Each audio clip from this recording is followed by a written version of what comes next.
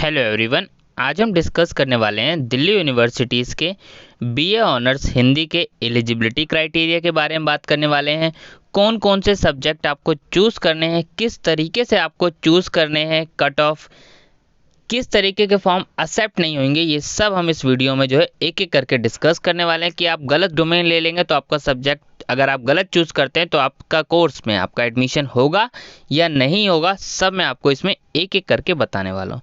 ये eligibility criteria आप जो है दिल्ली यूनिवर्सिटीज़ की जो है साइट से भी डाउनलोड कर सकते हैं इस प्रोस्पेक्टस को, और प्रोस्पेक्टस का पीडीएफ जो है टेलीग्राम अपलोड है, लिंक आपको डिस्क्रिप्शन बॉक्स में मिल जाएगा। चलिए देखते हैं बीए ऑनर्स हिंदी की क्या एलिजिबिलिटी क्राइटेरिया है। सबसे पहले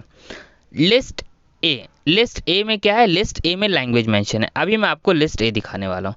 लिस्ट ए से आपको सिर्फ और सिर्फ हिंदी ही चूज़ करना है। क्या चूज़ करनी है? हिंदी ही चूज़ करनी है। अब देखिए लिस्ट ए में काफ़ी लैंग्वेज में हिंदी है, इंग्लिश है, तमिल है और फॉरेन लैंग्वेज है, फ्रेंच है, तो वो सब नहीं आपको चूज़ करना। लिस्ट ए से सिर्फ और सिर्फ आपको हिंदी ही चूज़ करना है। पहला पॉइंट आपको क्लियर हो गया होगा। प्लस उसके साथ आपको 2 सब्जेक्ट और चूज़ करने लिस्ट B1 से। अभी ये लिस्ट B1 क्या है, अभी मैं आपको जो है दिखाने वाला हूँ लिस्ट B1 है क्या। लिस्ट B1 में डोमेन सब्जेक्ट मेंशन है। कौन से सब्जेक्ट मेंशन है? Domain specific subjects. और वो सब्जेक्ट जो आपको चूज़ करने हैं 2 के 2 लिस्ट B1 से चूज़ करने, और एक सब्जेक्ट और आपको चूज़ करना है, या तो लिस्ट B1 से चूज़ कर लीजिए या फिर लिस्ट B2 से चूज़ कर लीजिए। ये ध्यान रखना है। मान लीजिए आपने क्या किया कि लिस्ट B2 से, अभी B1 B2 में आपको दिखाता हूँ। लिस्ट B2 से आपने 2 सब्जेक्ट चूज़ कर लीजिए और B1 से आपने एक सब्जेक्ट चूज़ कर लिया, तो इस केस में आप एलिजिबिलिटी क्राइटेरिया फुलफिल नहीं कर रहे तो आपका एडमिशन नहीं लिया जाएगा। ये आपको ध्यान रखना है। तो ये आपको ध्यान रखना है, लिस्ट B1 से ही आपको 2 सब्जेक्ट चूज़ करने पड़ेंगे और एक सब्जेक्ट लिस्ट B1 या फिर B2 आप इसमें से चूज़ कर सकते हैं। लिस्ट B1 से ही आप 3 सब्जेक्ट चूज़ कर लीजिए, वो भी चलेगा। अब देखिए यहाँ पे कॉलेज कौन कौन से, यहाँ पे कॉलेज मेंशन है 48 कॉलेजेस हैं जो कि इससे आप जो बीए ऑनर्स हिंदी कर सकते हैं। चलिए अब आपको हम नेक्स्ट में आपको लिस्ट दिखाता हूँ, फिर आपको बताता हूँ सब्जेक्ट्स आपको कौन से चूज़ करने हैं। सारी चीज़ें प्रोस्पेक्टस में मेंशन है।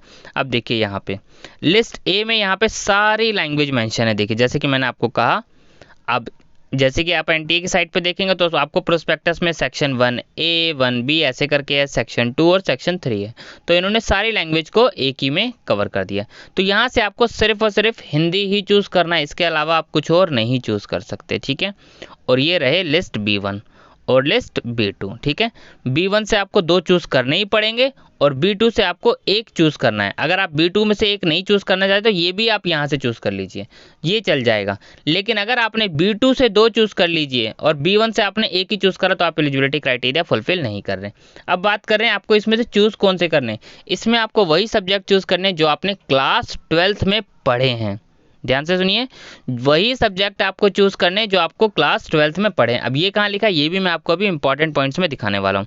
अब मान लीजिए आप कॉमर्स से स्टूडेंट्स हैं तो आपको कॉमर्स से सब्जेक्ट चूज़ करने पड़ेंगे, जैसे अकाउंटेंसी, बिजनेस स्टडीज़ और इकोनॉमिक्स, मैथ्स, ये सब आपके सब्जेक्ट्स रहे होंगे, ठीक है। और अगर आप आर्ट्स के स्टूडेंट्स हैं तो आपके पास इकोनॉमिक्स रही होगी, जियोग्राफी, हिस्ट्री, तो ये सब सब्जेक्ट रहे होंगे आपके।